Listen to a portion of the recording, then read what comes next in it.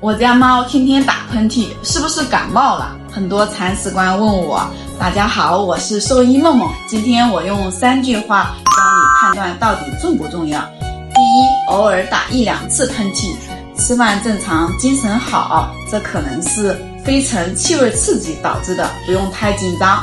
第二，连续打喷嚏，精神差，流鼻涕，眼睛红，这可能是猫鼻支或者呼吸道感染，一定要尽快处理。